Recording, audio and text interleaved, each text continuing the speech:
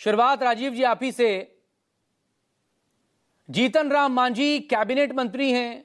जीतन राम मांझी बिहार के मुख्यमंत्री रह चुके हैं और मंच से 2020 का जिक्र कर रहे हैं, डीएम का नाम ले रहे हैं और यह बता रहे हैं कि कैसे उन्होंने जो उम्मीदवार 2700 वोटों से हार रहा था उसे डीएम से बात करके उन्होंने जितवा दिया, लेकिन 25 में संपर्क नहीं किया प्रत्याशी ने तो वो चुनाव हार गया।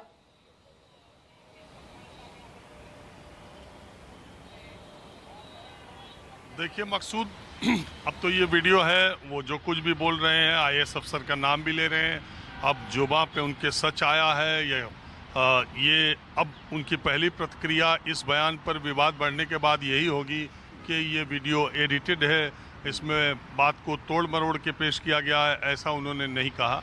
ये उनकी प्रतिक्रिया होगी और यही प्रतिक्रिया आमतौर पर राजनीतिज्ञों की होती है।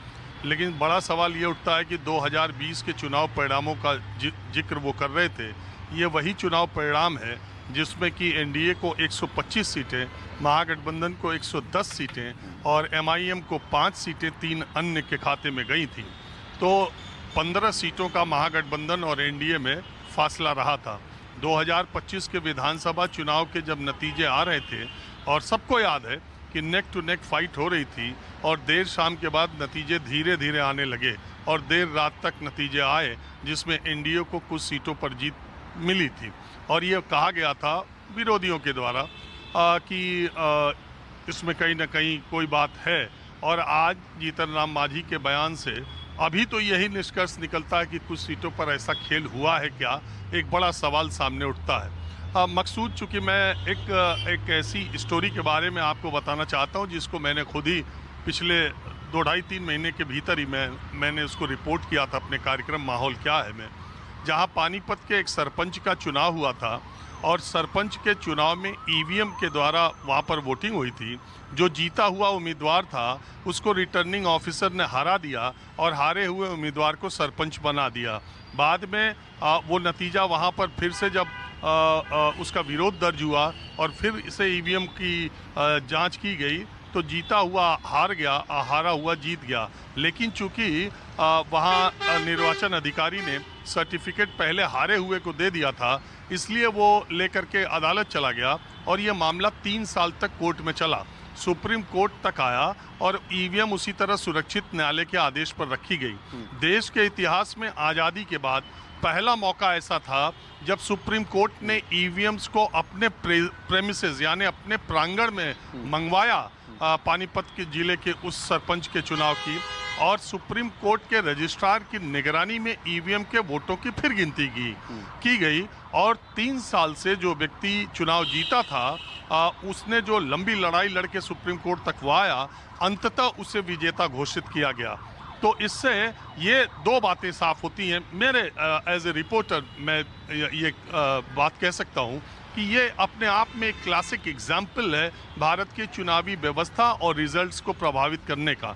पहली बात इससे ये साबित होती है कि ईवीएम में छेड़छाड़ बहुत मुश्किल है। दूसरी बात ये कि ईवीएम चाहे जो वोटों की गिनती करती हो, रिटर्निंग ऑफिसर निर्वाचन अधिकारी जिसे चाहे अगर मामूली अंतर है तो जिसे चाहे उसे जीतने का सर्टिफिकेट भी दे सकता है। हमने अपने शुरुआती दिनों से आज तक जब बैलेट पेपर से चुनाव होता था मकसूद, हमने देखा था कि कैसे उन दिनों सत्ता पक्ष के लोग लाइट कटने के बाद मतगणना होती रहती थी, फिर हल्ला होता था कि लाइट कट गई, अंधेरा हो जाता था और फिर जब लाइट आती थी तो सत्ता पक्ष जो भी सत्ता में था तो सत्ता पक्ष के फेवर में ही वो रिजल्ट देखने को मिला। ऐसे कई जगहों पर जिस लोकसभा क्षेत्र से मैं आता हूँ वहाँ का भी 1984 का नतीजा आज तक लोग उसकी चर्चा इसी तरह से करते रहे। लेकिन जो नतीजा है वो है, जो परिणाम आए वो आए। जीतन राम मांझी ने एक बहुत बड़ा सवाल खड़ा किया है कि सत्ता जिसके हाथ में हो, सत्ता पक्ष जो हो, उसके दबाव में आईएएस अधिकारी, निर्वाचन अधिकारी अगर ऐसा कर सकते हैं कि 1700 सीट वोटों से हारने पर वो फ़ोन करके ये कहें कि ये कैसे हो गया, आपने इंतज़ाम नहीं किया था क्या, पिछली बार तो 2700, तो ये एक बहुत भी गंभीर आरोप है, बहुत बड़ी बात है। लेकिन बात यही है कि आप देखिएगा इसमें भी इधर उधर करके और वीडियो एडिटेड है, उन्होंने अपने मन से कही बात कह दी, ये कर दिया वो कर दिया, मामले पर पर्दा डाल दिया जाएगा।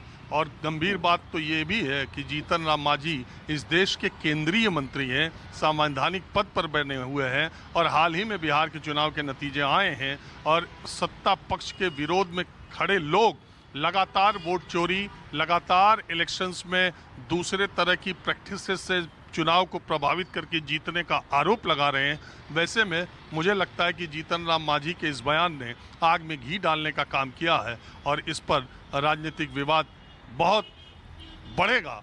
और जो एक सवाल चुनावी जीत पर लग रहा है, यह सत्ता पक्ष में बैठे लोगों पर लगता रहा है पहले भी और आज जो लग रहा है, ये एक गंभीर सवाल खड़ा होता है।